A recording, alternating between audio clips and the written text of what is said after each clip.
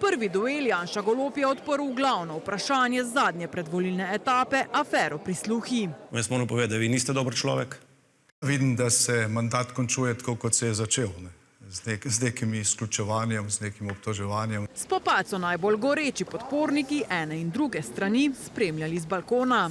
Debata se mi zdi sicer napeta, glede na to, da gospod Golob povedal kar precej neresnic. Kaže se pa tudi za nazaj, kjer je dela za naprej. Strankarske sopotnike, ki so sedli na nasprotno stran od političnih šefov, pa smo med oglasi takole izzvali. Kaj pa ta ostrina? Danes smo slišali od veleizdaje do kriminalcev in podobno. Težke besede padajo, ne? Jaz mislim, da smo vsi skupaj to tudi pričakovali.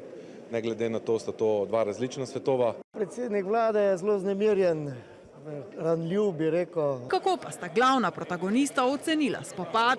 Jaz se v Mariboru vedno dobro počutim in tudi danes se počutim odlično. Debata je bila koristna z tega vidika, da je bilo dovolj časa. Se ne odločite, da boste dali glas meni. Odločite se o tem, da date glas Sloveniji, ki jo imate radi. Tranzicijska levica bo žal za naslednje volitve morala poiskati nekoga drugega.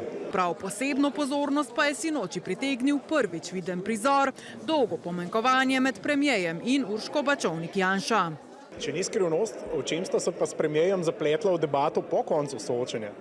Morda ravno zdravstvo? Ja, ravno v zdravstvu. Jaz mislim, da premijer nima realne slike o problemih v slovenskem zdravstvu in o težavah, ki jih bolniki imajo.